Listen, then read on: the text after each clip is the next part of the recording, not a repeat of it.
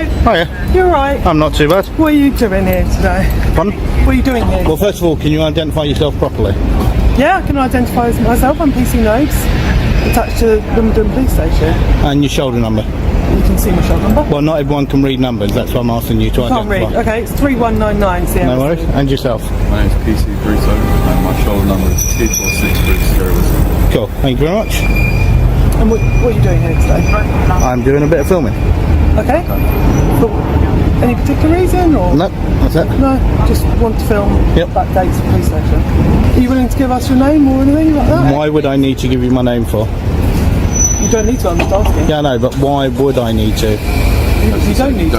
Thank you. Yeah, I'm asking, would you like to give us your name? No. No, you wouldn't. No. Okay. Where are you from? You know? That's irrelevant. Pardon? That's irrelevant. It's irrelevant? Yep. What? Well, why did it matter where I'm from? It doesn't, I'm just asking. Okay. These are just normal questions I'm asking. Yeah, but if it doesn't matter, then there was no need to ask it. The encounter begins with the female officer going straight for one thing, Plod's name. No offense. No suspicion. Just an attempt to extract private information she had no legal grounds to demand. Under UK law, a person is not required to identify themselves unless they're reasonably suspected of a specific offense, such as antisocial behavior under Section 50 of the Police Reform Act. Plod knew his rights and stood firm. He was absolutely correct, and that should have been the end of it. But instead of walking away, she changed angle. Next, where are you from? As if someone's hometown has anything to do with standing in a public place holding a camera. When questioned, she brushed it off with, "These are normal questions." Except they aren't. They're not investigative. They're not evidence-based. They're fishing expeditions. And none of it overrides one simple fact: filming in public is completely lawful, and no amount of casual probing changes that. No obligation to give you my name. Well, at this moment in time, I'm going to detain you for a purpose of search.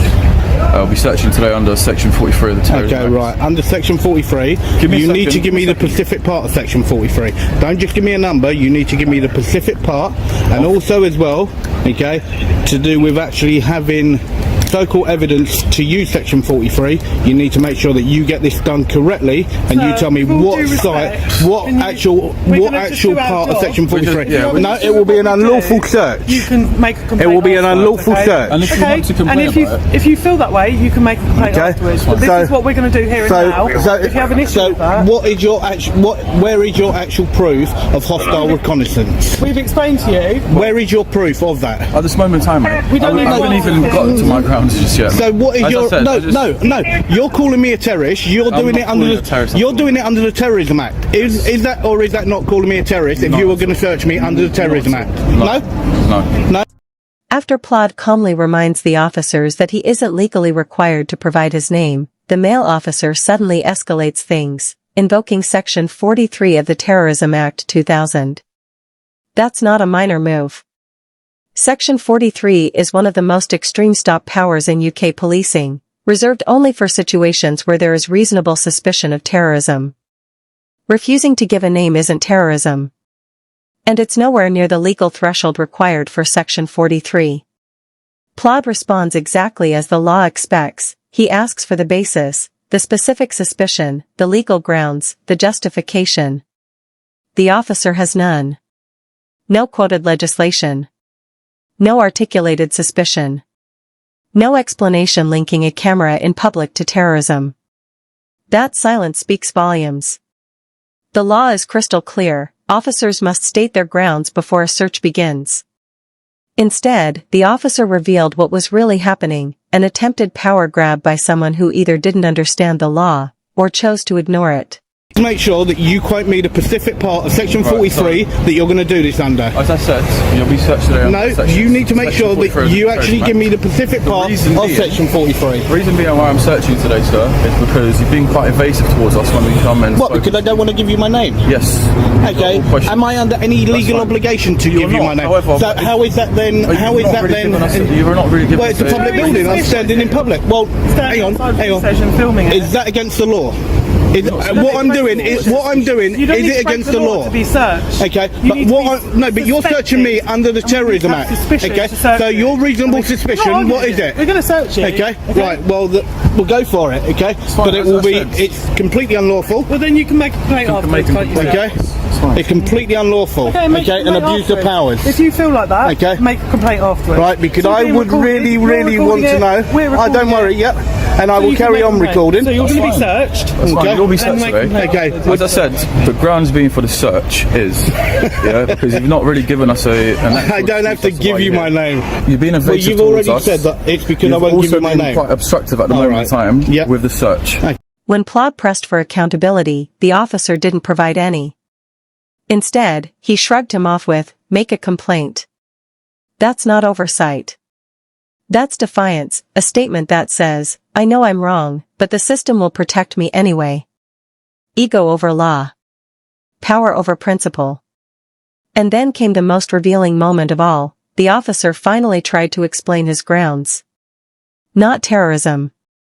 Not reasonable suspicion. Just that Plod refused to answer questions about why he was there. That's not suspicious behavior. That is someone exercising a lawful right. Section 43 demands a clear, reasoned link to terrorism, not frustration because a member of the public won't satisfy police curiosity.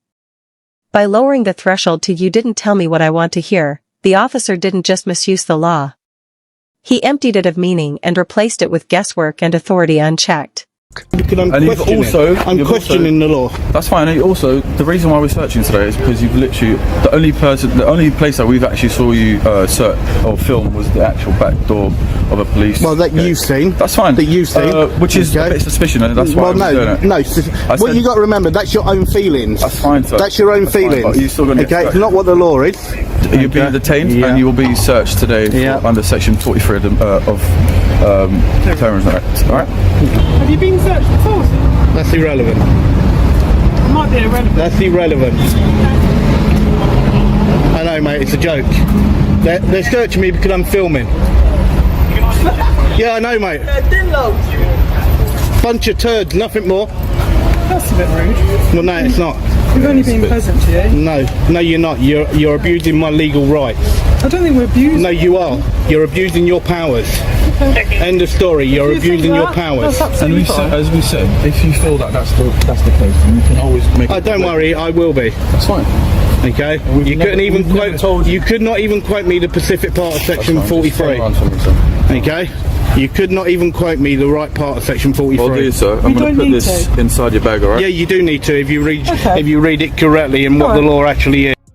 As the search drags on, Plod delivers a crucial strike. You can't even quote the specific part of Section 43. And he's absolutely right. He wasn't asking for legal trivia, he was asking for the foundation of the power being used against him. An officer may only stop and search under Section 43 when they reasonably suspect a person to be a terrorist. That single requirement is the safeguard, the dividing line between lawful policing and misuse of power. But when challenged, the female officer dismisses it with, "We don't need to." That response is devastating, because they do need to. Section 43 is an extraordinary counterterrorism power. And with extraordinary powers come extraordinary responsibility. State the law. State the grounds. State them clearly. The Terrorism Act 2000 and Code of Pace both make that obligation explicit. To wave it away as unnecessary is either a sign of ignorance, or willful disregard for the rules that protect the public. Neither one is acceptable. The number is not the law. The number is not the law. It's the wording is what is the law. Well, you definitely don't know your job, do you? Okay? You definitely well and truly do not know your job, because all what you're doing is you're abusing powers. You're getting very angry over nothing. Yeah, because I'm getting frustrated because of a turd such as you that think you can search me like this. That's very rude. Okay? I'm not actually rude to you, right? No. Absolute disgrace. Absolute disgrace, the pair of you. Okay? Complete blatant use of powers. Why are you so against us searching you? You've abused your power, okay? You said that you got reasonable grounds, okay? As I already stated, okay? It doesn't. Now, as I said, now there's that, okay? I would like you to take that, okay? Right, do you know who the MPCC are? Yes. Okay, yeah? I don't think I need that though. Why not? Why not? Because you're going to find out that... Yes, it is, because you're going to find out from this, from the MPCC, that what you've just done is unlawful. Okay, and it clearly states that. No, it's not. Okay, you talk utter crap. You talk utter crap. The both of you. Okay, you both took part in the actual. Well, either way, you searched my bag. You're a part of it. Okay, you're a part of it. Okay, right, and you're both an utter disgrace. At one point, Plod even tries to hand them a letter from the National Police Chiefs Council, the NPCC. That's not some random document. The NPCC sets national standards that every police force in the country is expected to follow. And their guidance on photography has been consistent for years. Filming in public is lawful. Using terrorism powers to stop it is not. So Plod wasn't just arguing his personal opinion, he was literally holding official UK policing policy in his hand. By refusing to even look at it, the officers weren't simply dismissing a member of the public. They were dismissing the very accountability framework that exists to guide their own behavior. And that speaks volumes about what this stop was really based on, not law, not policy, but sheer authority unchecked. Make a complaint if you don't worry, I do. Okay, I'm sure you've probably done it before. Right. But it's all recorded on our body worn, which will be uploaded. That's and once fine. you make that complaint, they'll review the body as I said, okay, make sure that you upload it properly and don't damage it. Don't damage it? Yeah. They're quite hardcore. I don't think they're that easy to damage. Well, you two definitely ain't hardcore.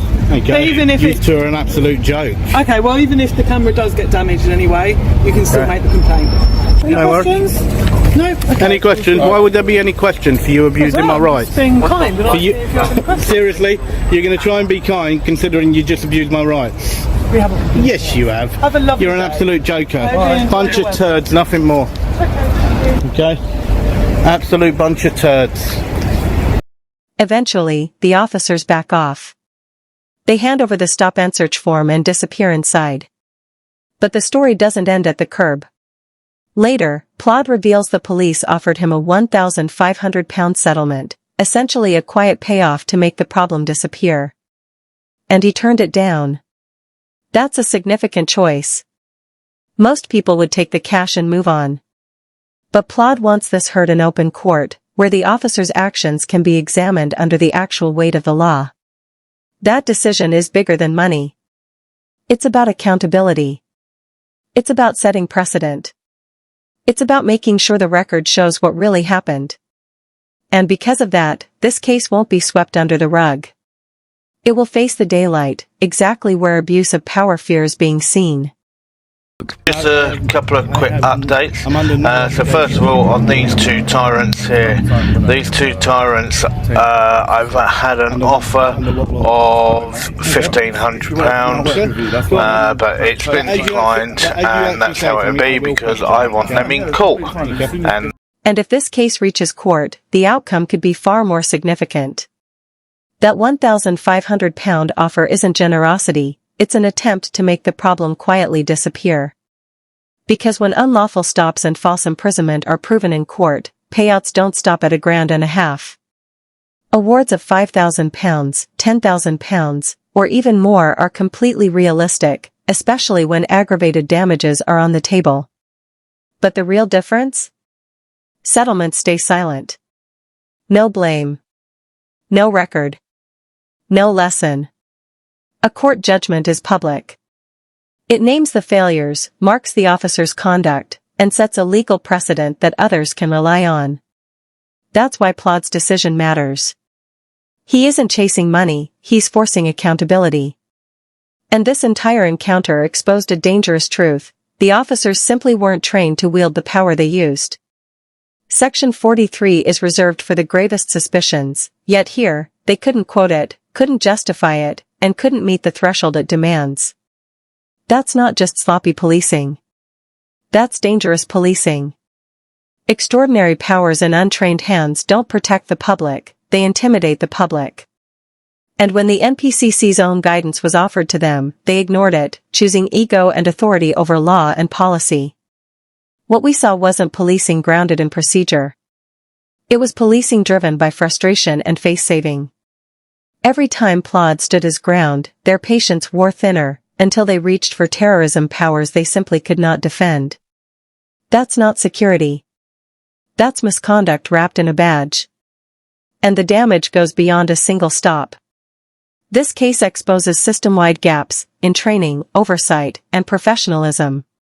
By rejecting the settlement, Plod has turned one unlawful detention into a test case. Win or lose, a court will now shine a spotlight on the misuse of counterterrorism powers, and that reckoning has already begun. That's it for today's breakdown. Thanks for watching. And I'll see you in the next one.